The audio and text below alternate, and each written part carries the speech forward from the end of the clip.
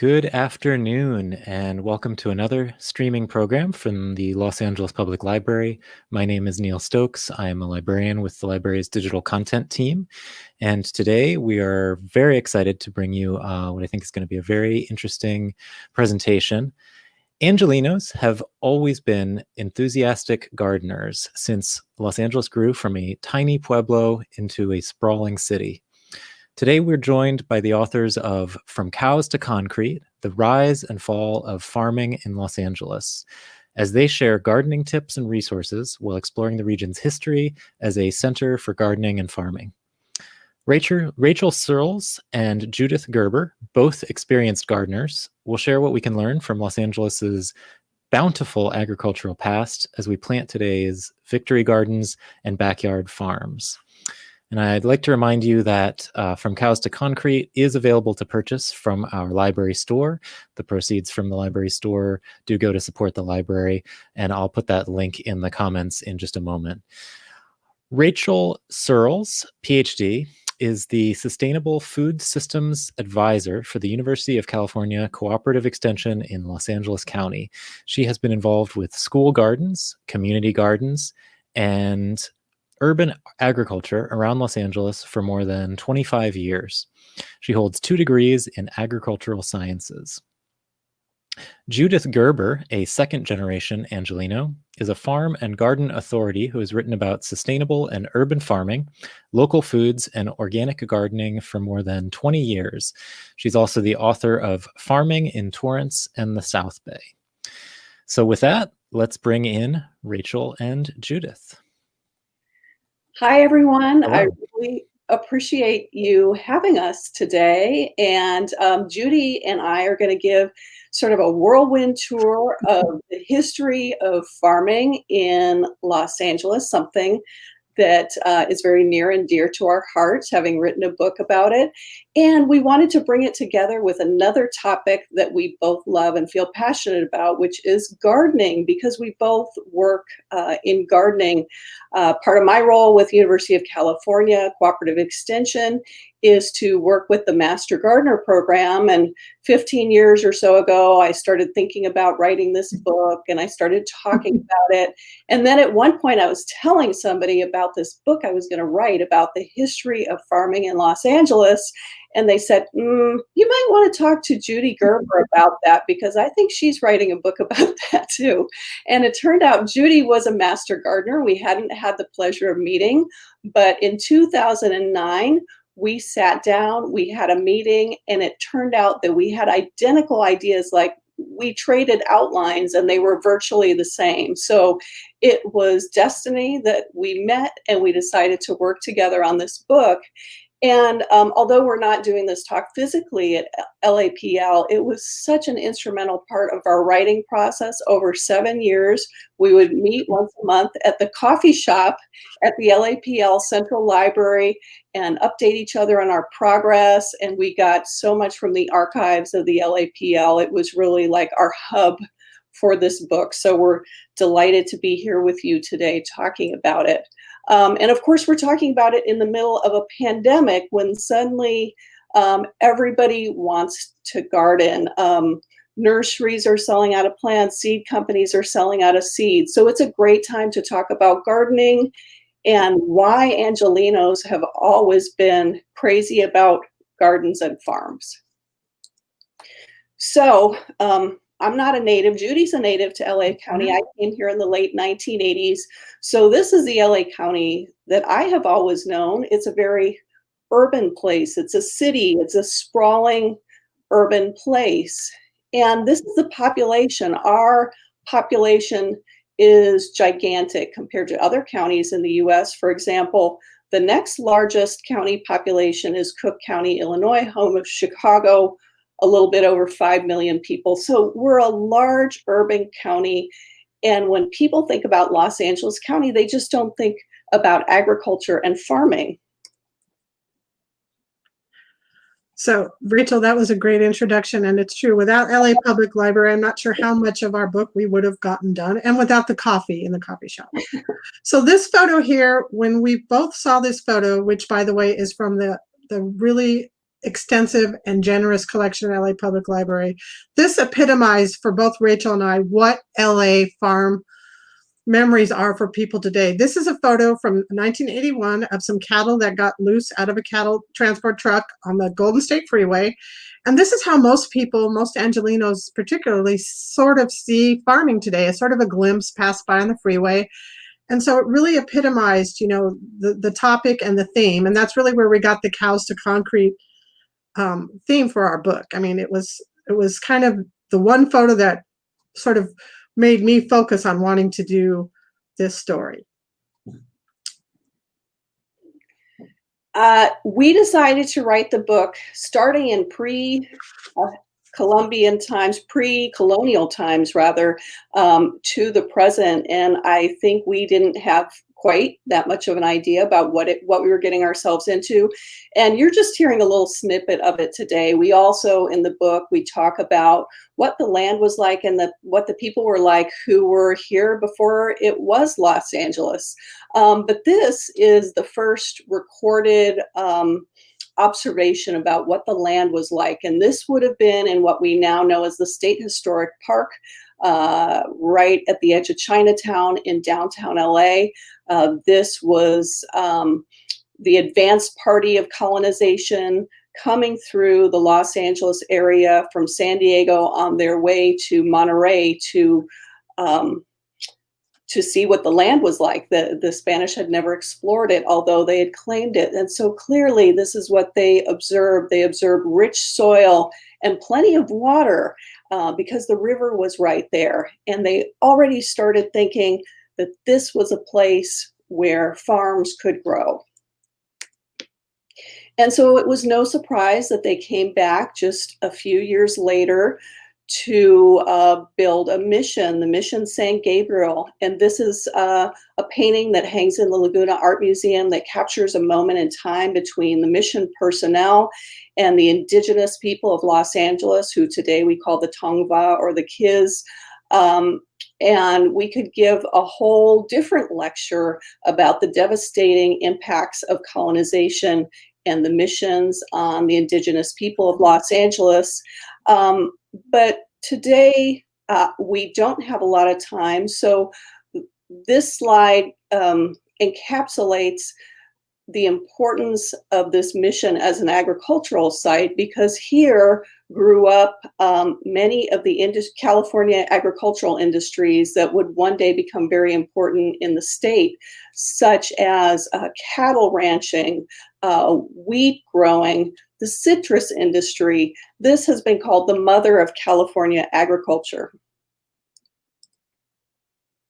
And the other piece of the mother of California agriculture was the first wine grapes that were grown at the mission. So it's amazing if you look at this quote of a visitor to Los Angeles in 1853. This is Jean-Louis Bigness's winery, known as Aliso. And this is where approximately Union Station is today. So to hear a description of it being luxurious with gardens and vineyards and purple vines and tempting clusters.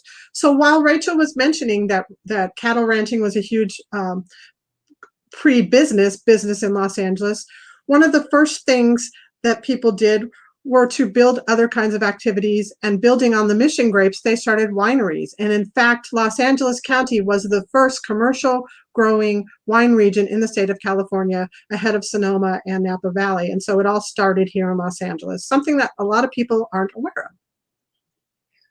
But beyond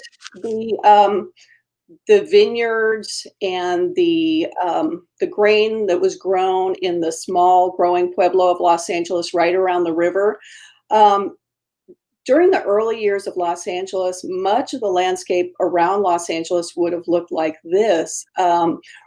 Cattle ranching was the first industry of Los Angeles, and it really wasn't for the meat, it was for the hides. The hides were traded for other goods, and they were sometimes known even as California banknotes. So many people became rich from cow hides during this era, especially after the gold rush, when there were many people would sell the cattle up in San Francisco and make a mint. So this was cattle country here. But that all fell apart in the 1860s. There was a terrible, devastating 2-year drought. The cattle dropped dead by the thousands, or they were picked off by the predators that lived in the area then, including grizzly bears. And the area was absolutely economically devastated. Yeah, so after the devastation from the drought and the death of the cattle industry, Southern California is pretty much an economic wasteland. Farmers were kind of forced to try different things, and a lot of people, once the railroad came here, a lot of people started coming to California. So some of the things that people started doing were experimenting. One of the things that people experimented with were starting their own bee ranches. They could have bees, they could have honey. They didn't require a lot of water. They didn't require a lot of land. Sometimes they even squatted on land. So this is a Sierra Madre apiary that was growing, raising bees right above Pasadena. And, you could do it, like I said, with little land. And it was just one of the things that people experimented with. Other things were things like cotton and silkworms. And this is an especially interesting photo. One of the biggest surprises to me was that this is an actual pineapple ranch in Hollywood, J.B. Rapp's Pineapple Ranch. This was something else that he experimented with that wasn't exactly a huge success because we didn't become known as the pineapple capital. We became more known as the citrus capital, but nevertheless, his ranch is in Hollywood, which would be now present day the northeast corner of Gower and Franklin Streets, which is amazing. And this is another awesome photo that we were able to get from Los Angeles Public Library. So it's just amazing what Los Angeles has tried to grow. As gardeners, we are not unusual that way. So like I was mentioning, once the railroad came through, people started coming to Los Angeles more and more frequently. And although some of the early agricultural efforts weren't the most successful, one of the biggest things that the railroad did getting people out here was they used the land and promoted not only the land as a great place to grow, but land as real estate. And so the 1880s saw several land booms.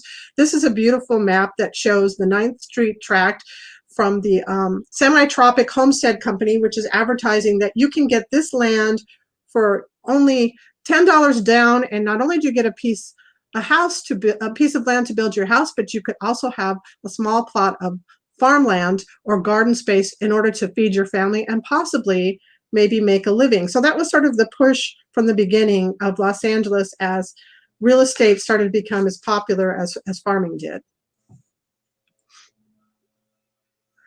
And as part of the progress, although some people don't always call it progress, as more and more people came here, as more people came to Los Angeles and started discovering what the people from, the Spanish had discovered years earlier, the beautiful climate, that you could grow anything here, the reason they settled here and started a mission, that people started wanting to experiment and start to have more beautiful, elaborate, lush gardens.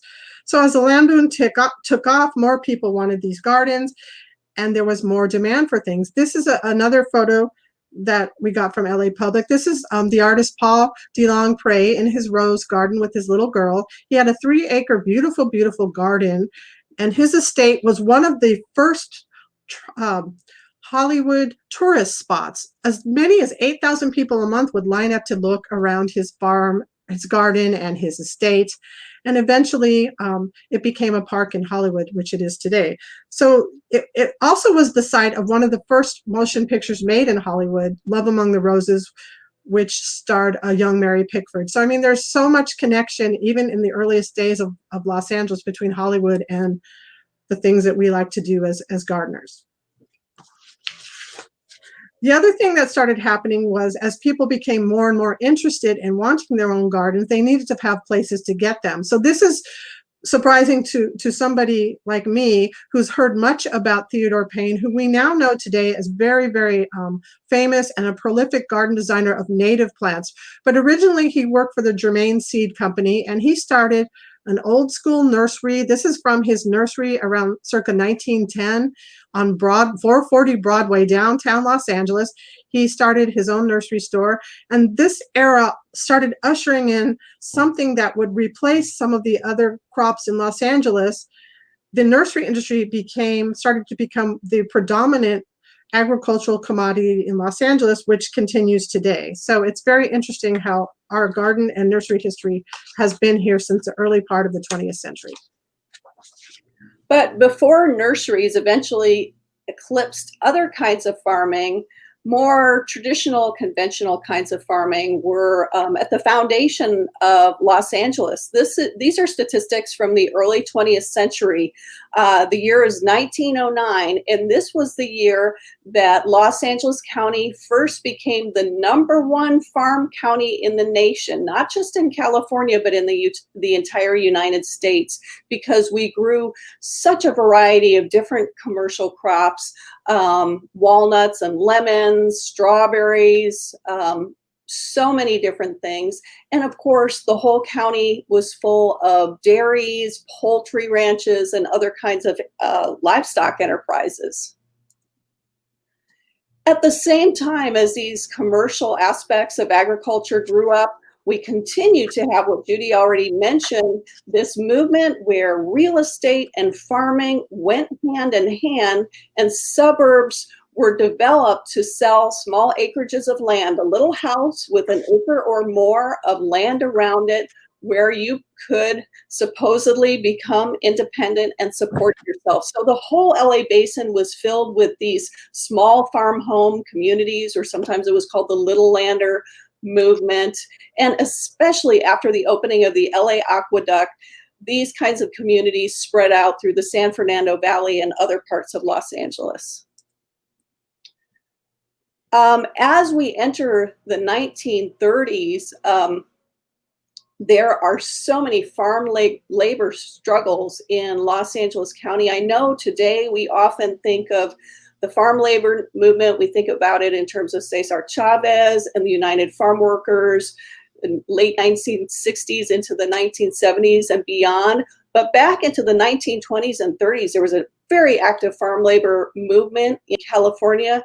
Los Angeles County was a hotbed of labor struggles because, especially during the Depression, farmers were cutting wages and laborers needed to make enough money to support their families. These are raspberry pickers in Rosemead in the San Gabriel Valley, very close by to the site of a large strike called the El Monte Berry Strike, which was one of the largest farm labor strikes in the state in the 1930s. And I also want to comment, here's something we discuss extensively in the book. So many different groups of immigrants came to Los Angeles and became farm workers, Chinese immigrants, Japanese immigrants, people from Mexico, people from so many different places around the world, and they made our city the multicultural city that it is today. Here's another photo from the 1930s. This was taken by famed Dust Bowl era photographer Dorothea Lange. She took that iconic migrant mother photo. This is a photo of a family in El Monte. They live in one of those small farm home communities. You can actually still find this community in El Monte today with homes that are surrounded by these oversized lots. And they're just being photographed by Dorothea, showing how much they're producing there. And we always laugh about this photo because it captured this moment in time where the baby was poking the mom in the eye. You can just see how uncomfortable she is. It still makes me laugh. I know. And despite the Depression, which was really brutal in Los Angeles, as it was everywhere else, by the end of the 1930s, farming in Los Angeles had rebounded. This is an amazing statistic from the LA Chamber of Commerce. Nearly half of the Los Angeles food supply originates on farms within 50 miles of the city. That shows you how many farms there were in Southern California at that time. Now, today, a statistic like this is not even collected. If it were, I'm quite sure that it would be less than a small percentage of a single percent. So as Rachel said, farming rebounded after the Depression, and then of course we had World War II. And many people have heard a lot of things about the Victory Garden movement, which started in World War II, but they had a Victory Garden movement in World War I. So this is something that I found fascinating as somebody who has worked a little bit in school gardens, that I hadn't realized the extent of victory gardening in LA Unified School Districts and others. But in LA Unified, this is another photo that we got from LA Public. It's the cover of a brochure from Manual Arts High School. And this is just a report that said that in the spring of 1942, the teachers and students had over 500 victory gardens growing. And they also had demonstration gardens within schools. And so I had never been aware that there had been school gardens in LA Unified Schools until the later part of the 20th century. So not only was LA Unified doing victory gardens, the victory garden movement was essential to not only address the issue of food shortages, but to show support for the war effort. So the Los Angeles Times put together 2 huge demonstration victory gardens themselves, one of them on Wilshire Boulevard, and another one kind of near where USC is, to sort of illustrate to people. They would have monthly classes and they would have activities for people where they could share ideas and exchange tips. And of course, the Victory Garden movement was very popular throughout the war. But also what happened after the war, a lot of the people that came here, just as the Spanish had come here and discovered this wonderful land, the wonderful region, the flat land that was here, the water source, by this time, the war had brought other industries to Los Angeles that hadn't been here, the aerospace industry, the automotive industry. We were getting it wasn't an international airport at the time, but it soon became an international airport. So people started to come here and they didn't want to leave, especially if they had been stationed here or had passed through while they were in the service. So as Rachel mentioned, we had been #1 in things, and we had started having things like poultry and our favorite things, cows. Well, what happens when people want to develop suburbs and live in suburbs is they don't find living among cows, which aren't always the nicest smelling and the nicest thing to view. They didn't want to live among farmland. They wanted brand spanking new shopping centers and parks and schools. They wanted a suburban community. So what started happening in the mid-1940s through the mid-1960s is agricultural activities started to get zoned out of and restricted out of Los Angeles County. And further, these activities were pushed to the east and pushed to the north. So that's what happened to a lot of agricultural activities, particularly the dairy and cattle industry. They were pushed out of the county. So the other ironic thing, this is probably, aside from the cows on the freeway, I think for me this might be one of my personal favorite photos that we found. We always have different responses to this photo depending on the demographics of our audience. For those of you not familiar, the gentleman on the right is Mayor Tom Bradley. This is 1976 in Reseda. The gentleman on the left, both of them wearing their patent leather shoes and their nice sport coat, leisure suits, are literally breaking ground on a community garden in Reseda. Mayor Tom Bradley started a community garden effort in 1976 where he started and supported the creation of community gardens. Because as I said, as farming and gardening activities began to be regulated out of the county, ironically, Angelenos and a lot of people throughout the nation wanted to get back to the land. In 1970, we had the first Earth Day. People wanted to know where their food came from. During 1976, we also had the creation of the Direct Farm Marketing Act, where Governor Brown, in his first iteration as governor, created the Farm Direct Marketing Act, creating farmers markets. So people, Angelenos in particular, were really eager to find out how to grow their own food and get a closer local source of food. So unfortunately, there wasn't as much space left to do. So community gardens fulfilled that need by providing spaces for people who didn't have spaces at home. And Judy, you forgot to say who the other gentleman is with Tom. Eddie Albert. Oh, I didn't mention Eddie Albert. So for those of you who are in the audience, some of you may or may not remember, Eddie Albert starred in a sitcom in the late 1960s called Green Acres. He was married to, I think it was Eva Gabor. I get the Gabor sisters mixed up, but they were from New York City and he wanted to start a farm and he took her off. And so I guess they figured that once he played a farmer, even though he was a hapless farmer, that he was a good way to promote community gardening in Los Angeles. Makes me chuckle.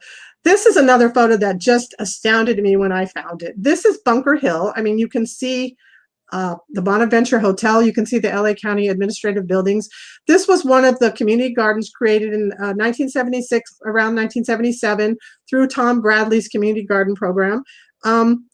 because of the fact that people didn't have their own space to grow. And as we've sort of gotten the theme going through this talk and through when we wrote the book, that everything is cyclical. We had this boom and bust. We had these small farms. We had people wanting to grow food and nowhere to grow it. So people started to do their own little urban farming plots. This garden, unfortunately, didn't last very long. And now we have, the beautiful, if you are a lover of large buildings, Bunker Hill redevelopment. And community gardens have continued to grow and expand in number in Los Angeles over the decades. And also since around 2008, 2009, we've had more of what are often called urban farms. So these are, sometimes they're also community gardens, but things are being sold out of these farms. So on the left, we have the Growing Experience Urban Farm in Long Beach. And on the right, we have the Expo Urban Mini Farm run by Community Services Unlimited, which is right next to USC. And these are just two examples of urban farms you can see around Los Angeles today. And it's not the case with these two particular farms, but the urban agriculture movement, as we're experiencing it today, did grow out of that, I think, out of that 2008, 2009 financial crisis. People got interested in growing their own food, having bees, having chickens, and even selling some of what they were producing. So this is yet another time, such as during World War II with the Victory Gardens, when people have turned to producing and creating their own food sources, I think, to feel more secure. And, still there's plenty of farming in Los Angeles, even commercial farming. Every time you eat a baby carrot, which is really not a baby carrot, it's just sort of trimmed down to look like a baby carrot. Many of those are grown in Los Angeles County. Up in the Lancaster, Palmdale area in the high desert, there's big fields of carrots up there. If you know where to look, there's pick your own peaches and cherry orchards and potatoes and onions and all kinds of other crops. Here in the LA Basin, there's farms as well. You can often find them hidden away under power lines and in other places you least expect. Judy, did you want to say something about this particular? Well, I was going to say this photo here is a photo of Columbia Park Community Garden, a photo that I took. I will talk about it in a minute, but one of the things that, as Rachel kicks it off to me, is that I actually have a garden plot here. But what we wanted to do is kind of share, based on the history, some tips that we have found helps for us when we garden, and how it sort of ties into our agricultural history and sort of the things that are going on today. So here's my personal tips, and some of them they were really similar, by the way, which apparently we are sort of more like-minded than we realize. That might scare you, Rachel, but it is true. So one of my first is planting at the right time and the right plant. So one of the ways this ties into the history is that one of the reasons that farming was so successful here, and I think we both sort of mentioned this throughout our presentation, is that unlike most places, and it's kind of a blessing and a curse, is we can grow here year-round. We have a year-round growing season. People came here for that. We shouldn't be able to have tomatoes in December. We shouldn't be able to have things that grow that are warm season crops in the cool season. So even though I've said that, every class that I teach, I tell people that you need to make sure that you plant for the ideal season that it's supposed to be grown in. Just because it can grow here may not die, you may not be as successful. So look for when is the time to plant. And it's not necessarily the time that you harvest things. The one thing I use the most example is pumpkins. So we all know how small a pumpkin seed is. If you're going to start from seed and you want a beautiful pumpkin as a jack-o'-lantern or as a pie pumpkin, you can't expect to start that pumpkin seed in September. You need to start it sooner. So you need to sort of learn about the right time to plant things and when they grow, what season. That's my number two, start small. The other thing I've learned is from the classes that I teach, some people have a huge plot of land. Some people are very limited. They have a backyard patio. They don't even have a whole patio. Regardless, if you even have an acre, the way to discourage yourself from something is to overwhelm yourself. So what I try to tell people is take 2 or 3 of your favorite things that you want to eat, take one spot, find the ideal spot that has the ideal conditions, and start there, because I always say success breeds success. So number 3 is succession planting. So one of the other things that we found as gardeners, whether you start your own seeds or not, you inevitably go to either a local garden center or a big box store if you have to go get something. And every spring, they all put out the flowers of spring, and they all put out flats of plants, veggies to start, from tomatoes to squash. So you need to think about, if you plant every single plant, even though, again, depending on what we're growing, we could have long lectures about these things. You know, tomatoes have different types. Some of them grow all at once, some of them grow over the season. But regardless, if you take a flat of something or even a 6-pack of something and plant them all at once, what's going to happen? Your neighbors are going to run away in horror if you show up to them with one more zucchini, or if you want to give them some of your tomatoes, which they love the first month. So you want to think about every 2 to 3 weeks, spacing out, depending on the season, what you're growing. My favorite thing to do that with is lettuce. I love lettuce, and so I plant them every 2 to 3 weeks, and I have a successive crop that grows throughout the lettuce season. My number 4 tip is use good neighbors, or what mostly is referred to, gardeners call it companion planting. There are good neighbors and there are bad neighbors, just like in the real world of living in a community. So some things are very, very helpful to plant next to each other, like certain things that attract good bugs that will eat the bad bugs. Certain things have, some of it is mythology, some of it is science. So you also want to think about a good plant neighbor that has the same growing needs. If I'm going to plant herbs that don't like to be fertilized, that don't have to be watered a lot, do I really want to plant it next to something that requires a lot of fertilizing and a lot of watering? And again, this is if you have the space to do it. If not, containers can be your best friend. So think about your neighbors. My last tip is consistency. This I have learned through running a garden program. I run a garden program I'm the edible garden program coordinator for Torrance Memorial Medical Center. I created in 2009, probably like Rachel was saying, people were really eager to grow food, things were bad. So I started a program teaching people how to grow their own food. And what I've learned over the last decade is most of the fear and the issues that people have is due to inconsistent care or not paying attention to your garden. My garden at home gets a little bit neglected because I run around running other garden programs, but for most of you, you don't have to go to your garden sites to check on things. So you want to make sure that you consistently water, you consistently fertilize, you consistently harvest, because something neglected, you can't expect to water, let it dry out, water. You're stressing out the plant, not to mention yourself. So those are my top 5 tips. Great. And these are just a couple pictures of my own personal garden. I was very happy to buy some seeds from one of my friends. The left is a photo of my seashell cosmos blends, which has turned out to be not just seashell-shaped cosmos, but they're just different colors. And if you can see, you can barely see it in the left-hand corner, I have we have a Victory Garden sign because I have food and veggies and flowers combined. And on the right, I have my red grape tomatoes that are still growing vigorously.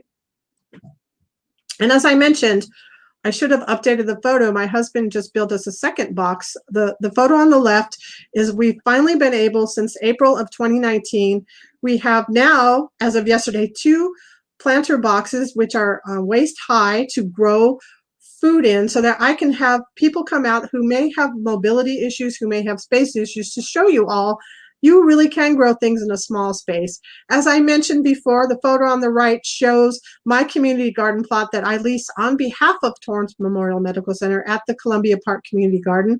And this was a photo I took last week.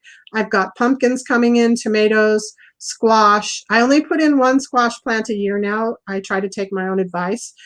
And it's been a program that has really seen a lot of interest. Unfortunately, because of the pandemic, I can't teach in person, but there are some resources that you can find classes online that we'll talk about in a minute.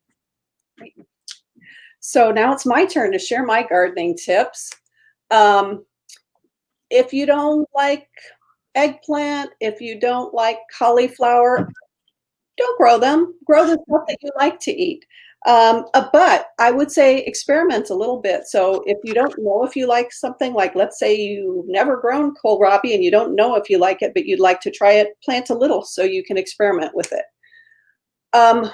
We are in a dry climate. A lot of people think LA is a desert. It's not, but it's dry here and it gets very hot. We're experiencing that right now. So drip irrigation is great too, but I'm a lazy gardener, so I like soaker hoses. These are very easy to set up.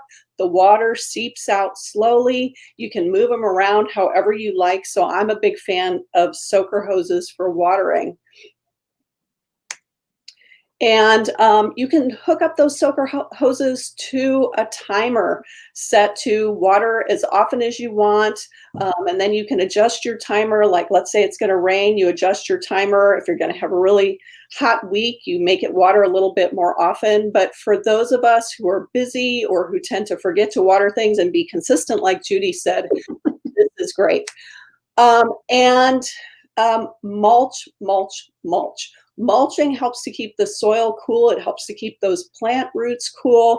It helps to conserve water. If we're going to have vegetable gardens and other kinds of gardens in Los Angeles, we really do need to conserve water. So by mulch, that could be mulch that you purchase. It could be wood chips that you get for free. Sometimes arborists will drop off wood chips for you. And invite pollinators to your garden. You can grow all kinds of things that attract bees and butterflies and all kinds of other creatures. And, gardens are valuable not just for the food they produce, but for the habitat that they can create for animals and insects. They're really wonderful for that purpose. And then I'm going to cheat because there's really another gardening tip that Judy and I both would have said, which is that soil is fundamental to everything that you do in the garden. You need to add organic matter, high quality compost. It helps the soil to have more nutrients for your plants, to hold more water. So improve your soil and you will have a much nicer garden. So this is my garden, and as you can see, I like to grow a lot of flowers to attract those pollinators. A lot of them are drought-tolerant flowers. Some are natives, and I do grow veggies. Right now I have cherry tomatoes, basil, Swiss chard, eggplants, a number of different things, but I tend to enjoy growing flowers a little bit more than vegetables. And I want to put in a plug for a very important issue that at my work that also ties into the history. Citrus was absolutely foundational to the reasons that Los Angeles grew up as this giant city. This is the heart of citrus culture in California. This is where citrus first became a commercial crop. And now it is the heart of an invasive pest issue. There's this psyllid, that insect there is called an Asian citrus psyllid. It carries a disease called long lung bing or citrus greening disease that kills citrus trees. So our master gardeners are very engaged in helping people learn to identify this pest. And also picking other kinds of trees. If you're going to plant a fruit tree, there's all kinds of other things you can plant besides citrus because of the challenge we're having with this. And now we want to share some resources with you real quick. So these are just, you can say I'm very UC biased, but as a trained master gardener, the University of California Ag and Natural Resources Division our parent campus is UC Davis. So all of the research and all of the information, if you're looking for issues, you can go to their website and say you have a problem with powdery mildew, or you have a problem with tomato hornworms. They actually have bulletins and handouts and things that you can either get online or print them out. So I love them. The UC Master Gardener program is part of UC Ag and Natural Resources, and where Rachel and I met and where I went through Master Gardener training. Some of my fellow Master Gardeners, like I was saying earlier, are actually doing classes virtually online. And again, we have questions that we have answers to questions. We have all kinds of information.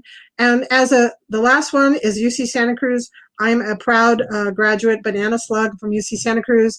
They have a wonderful farm and garden program, and they train people how to garden. They actually offer Life Lab learning for people doing school gardening, and they're another great resource. So those are the first three that I thought of. Great. And then mine are the California Garden Web. It's a great University of California website that has all kinds of different gardening resources on it. The California Backyard Orchard to help you figure out how to care for your backyard fruit trees and how to select backyard fruit trees. My team and I created this website called Alternatives to Citrus that tells you more about the Asian citrus psyllid, how to identify it on your citrus trees, how to take care of the citrus trees you do have, and how to pick other alternative kinds of fruit trees as we're trying to get a handle on that disease. And then the LA Community Garden Council, a great resource because not everybody has a yard or even a patio or balcony where they can garden, but the LACGC can help you find a plot at your local community garden. And this is our book. I believe we said at the beginning that's available in the library gift shop. We're grateful for that. It's also available at the LA Public Library collection for checkout. Oh yeah, it is. And our publisher is Angel City Press. They also sell the book. It took us 7 years to write this book, so it really is a labor of love, and we love to chat about it. We do book talks for historical societies. We do them like tailored to different communities. If you want to talk in Burbank, we talk a little bit about Burbank ag history, etc. And that's our contact information. Okay. Should I stop sharing or leave it up for a moment? Well, I wanted to just mention that we can take questions from the audience now. So if you have a question, just put it in the comments or the chat, and we will try and get to your question. One thing I feel like I've got to mention is, and we talked a little bit before the program, the amazing photos in your book and how many of those actually came from the library. And I wanted to point out that many of them are available in our digital collections, which is available at tessa.lapl.org. But I wonder if you guys could talk a little bit about, your relationship with the photo collection for this book. Judy, I'm going to let you. I was like the photo lady LA Public Library. Not only do you have so many available online, but your staff, people in the photo department, in the collection area are so helpful. And it's really simple to use. It's simple to find things. And if you're looking for anything based on LA or even in California, it's really a great resource, and I recommend. And when we first started the book, as Rachel said, it took us so long. A lot of the photos were not digitized online. Now, especially during this time with things being as they are, you can't get to the library. It's a great resource, and people were very, very receptive and got responsive. So they really responded well and quickly to me. So I would recommend your collection highly. And I just put the link down there. It's tessa.lapl.org is the portal to our digital collections. We do have a question from Jackie on Facebook, and that is, why is it that farming areas today are often located under power lines? We saw that in one of the slides in your presentation, that community garden that was under the power lines. Why is that? Well, I would say it's because you can't build as much under those power lines. So the public utilities like Southern California Edison are looking for people to lease that land. So you can lease land in those utility right-of-ways. Quite a few nurseries, a few farms do lease that land because there's limited uses for it. Well, and like you're saying, because it's limited, you can't have permanent structures, but that's why gardening works so well in the rights of way, because you can, if they have to get through, even though you may not be happy, if they have to plow through your community garden plot, they can if they need to. That's what they tell us at Community Garden at Columbia Park. So. Here's another question from Scott on YouTube.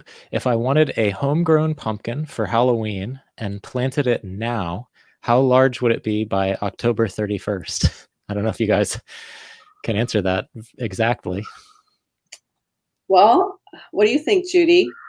Well, I have to say this year was an anomaly. I should have brought it in my office. I planted a pumpkin in May, and I had to take it out because the rats at the community garden were eating it. It took like less than 2 months for it to get to be about 15 pounds. But I would say, Scott, who I think we know, I would say that if you planted it now and we have a heat wave, I would probably venture to guess that it may not be bigger than maybe 5 pounds. And it may, the issue also might be that it may not turn orange enough if there isn't enough time for it to develop fully. I don't know what you think, Rachel, but Yeah, I think that's probably likely. You might possibly get a small pumpkin, like but baby pumpkins, maybe. maybe, yeah, it's just it's ideal to allow a little more time to get pumpkins. All right. One comment, they really enjoyed the talk, but especially the historical images that you shared. So thank you for that, Madeline. And then here's a comment or a question. I live in the valley and was told by a nursery not to plant new seeds until September. I want to plant some winter squash and broccoli. Should I wait? Okay, great question. So in Judy's tip, she talked about the right things, planting the right things at the right time. So in September, that is when our fall growing season starts. So the kinds of things to plant in the fall that will then grow through the winter are all your leafy greens. So broccoli, kale, mustard greens, collard greens, cabbage, anything in that cabbage broccoli family. It's not the time to plant squash. So that's a summer crop. So that's best planted in the spring. So it's going to have a nice hot period of time to grow in. A lot of people, it's called winter squash because the squash are hard and you can store them through the winter. They're good for storing, but they do not grow in the winter. So things that you grow in the warm season, like in the spring and the summer, would be things like tomatoes and beans, eggplants, okra. You grow the stuff that is fruiting. Oftentimes, they're the vegetables in our garden that are producing fruit. The fall season vegetables are usually producing leaves or flowers that we eat. Exactly. All right. Juanita on YouTube is asking, what do you do about rats? Well, make sure that there's no trash that they can be getting into because, of course, they're attracted to trash. Sometimes rats are a problem with compost piles. And if they are, that means that you need to be turning your compost pile more. A compost pile should be getting so hot that the rats don't want to be around it. But to do that, you have to be composting properly. You have to have the right quantity and the right type of materials. Judy, what other reasons might a rat be getting into your garden and how to get rid of it? Well, I mean, I think you touched on it. Garden maintenance and cleaning up the debris. And it depends on the garden. At Columbia Park, we have so many different garden plots, and some plots are just nightmares. They're total messes. And so it goes from that you don't have a clean area, the rats can hide in them, just like Rachel's saying. I mean, we've tried netting, we've tried, and sometimes they're smarter than we are and they chew right through the netting, and the next time you go out there, the tomato is gone. So yeah, good sanitation, and sanitation. You could use traps if you need to. Here's a question. Is there a route to petition for more community gardens in LA? How do we get more community gardens? Well, I mean, I think one way is supporting the Los Angeles Community Garden Council. They're the main group that organizes and supports community gardens around Los Angeles. They're a private nonprofit. They're a nonprofit organization. You can join. You can support them in a variety of ways.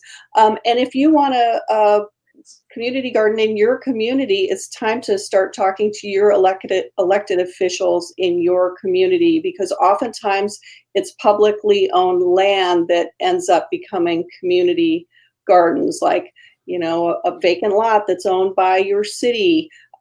Maybe there's extra land around the library or some other community site. And so it tends to be a community by community advocacy effort by members of the local community rather than like a petition for more community gardens in general. Yeah, I'm just saying, living in the city of Torrance, that the more they hear from residents, because we have waiting lists. We have 2 community gardens in the city, and people would like more, especially now that people are wanting to garden more. And it's an activity that's fairly safe. I mean, we're supposed to wear a mask out the community garden, but even still, we have 20 by 20 plots, and that's plenty of space. So unless the community that you live in hears from you, they're not going to know to do it. Oh, we've got a lot of comments from people with critters. Squirrels and rats. Squirrels, rats, maybe squirrels, eating avocados and tomatoes. Cara says she's been using fake snakes and pepper on the soil, which seems to be working. So, I mean, I think it's interesting. We're getting so many questions about gardening tips. And one of the things that, again, we talked about this before, but there's been this explosion of interest in gardening, and with the pandemic going on, and you were saying that a lot of the nurseries and places are sold out. They're crushing lines. I mean, where do you get supplies? Where do you get your seeds, things like that? You want to talk about that, Judy? Well, I mean, again, it's personal preference. I prefer organic product. Again, we could do a whole lecture on what organic is, what isn't, but I mean, a lot of the independent nurseries, one of the things that I encourage people to do is, I don't say that I have a problem with big box stores, but just like anything else, especially now, people are really hurting in our small businesses. Any local independent nurseries in my area, I have a couple that are left. Moneta Nursery. One of the others that's a little bigger is Armstrong Nursery. There's several of them throughout LA County and the state. Some of my favorite seed companies, I love Renee's Garden Seeds. I love Botanical Interest Seeds. A lot of them you can order online, but even ordering online, they were backed up. So you might want to check. I don't know if you have specific companies, Rachel, that you prefer to deal with, but I would say this is a wonderful time to support your small, independent, local nursery in your community. So, try to seek out those small businesses that we can really bolster and lift up during these times that are so challenging for local businesses. That's very good advice. One other, I guess this is kind of related, but it occurs to me right now, you've obviously got people who have lost their jobs, who are perhaps facing some kind of food insecurity. And you also have this explosion of interest in growing food and growing plants. I mean, is there a way to connect that? Are there mechanisms by which somebody who has a surplus, who has all those zucchinis, can get it to somebody who might be in need of some fresh produce or some food? Yes, great question. Yeah. So of course you can always check with your neighbors and see if they want some of your garden surplus. But if you want to go beyond that, there are some communities have crop swaps, which are operated online, and sometimes they meet in a park with their garden surplus and trade, or sometimes it's handled via different apps that people have on their phones, but definitely like a sharing of your garden produce. Like maybe I have more broccoli than I can use, and someone a couple miles away has something that I want, has tomatoes, and I don't have tomatoes. So you can do some swapping. And there's also organizations that will accept your donations of produce, food pantries and other types of organizations where you can donate your excess produce. There's a wonderful nonprofit group called Food Forward, and Judy volunteers for them. So she'd probably love to mention their work. I haven't volunteered in quite a long time, but they have several programs. And even if especially people that have excess fruit, they'll have people come out. They're still doing picks where, say you have too much citrus or you have too much fruit on your fruit trees, they'll come and take it and donate it. Even if you have small quantities of produce, if they can't take it themselves, they'll be able to tell you who can take it. They also do a thing where they glean from farmers markets. So Food Forward is a great organization to support. Excellent. We still have time for maybe a few more questions. If anyone has one, just put it in the chat or the comments. I guess one thing that I'm curious about, we've talked about the history of agriculture, farming, gardening in Los Angeles. Where do you think the future is headed? What would you like to see maybe? Wow, that's a good question. Well, I guess in my 30 years or so that I've been in Los Angeles, I do see it as being cyclical. And I think we see that in history too, that during times when people are concerned about the future, when their budgets are constrained, or when there's just something unsettling happening, they tend to turn towards gardening and food production. So I see that trend continuing. I mean, we live in a place where you can grow 12 months out of the year. You can grow almost anything that you want to grow here. So I think gardening will always be very important to us. Now, how much will we grow? How many farms will we have? I think that's very dependent on the future of water in Southern California and how much water costs, because that is a limiting factor for sure. Yeah, I mean, I tend to agree with Rachel that, I mean, having people lined up either in their cars for hours to get food because of the shortage, something that, you know, we tend to say that history repeats itself and we tend to forget things. But I think that the experiences that we're all having right now with this pandemic may stick with us a bit longer. And, you know, being able to produce, like Rachel says, we have such a great climate. One thing I've learned is you don't have to have a huge space to garden. You can grow a couple things in a small space. And once you do it, there is nothing that matches the taste of something that you grow yourself.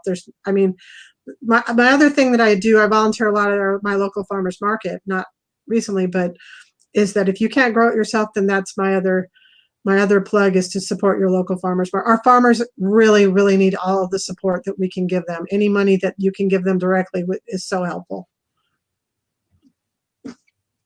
Very, very wise words. Jackie is pointing out that Jackie on Facebook is pointing out their community fridges, and I have seen this. It's a new thing where people are setting up these fridges outside businesses to share surplus food and produce, which is very cool. I have seen what seems like a huge increase in this kind of mutual aid and people just supporting each other even outside of organizations and institutions, which is neat like to see. The little free library they're doing. There's several that I've seen when I've taken walks down to Redondo Beach. There's a person who has a pantry with free food and fresh food next to their little free library. It's very similar. So yeah, I mean, difficult times, but also a lot of generosity. I think that probably, does it. It's almost 1 o'clock, and your presentation has made me a little hungry. I wish I had some of your tomatoes, though. But I just want to remind everyone to please visit our website. You can check out the book. You can now get books. Very important thing to mention, through our Library to Go service. So there's about 20 locations around the city where you can make an appointment and do curbside or contact-free pickup of books from the library. So visit our website for more information at lapl.org. You can check out the book. I put the link in the chat. And you can also buy this book from the library store, and the proceeds from the library store do support the library. Rachel and Judy, I want to thank you for visiting and giving us such a fascinating talk today. I'm really excited to check out the book. I haven't had a chance yet, but I hope to in the future. And want to wish you guys a great afternoon. Thank you so much for having us. That was wonderful. Oh yeah, thank you. It was awesome. Thanks. Okay, bye everyone. Bye. Bye. Are we done?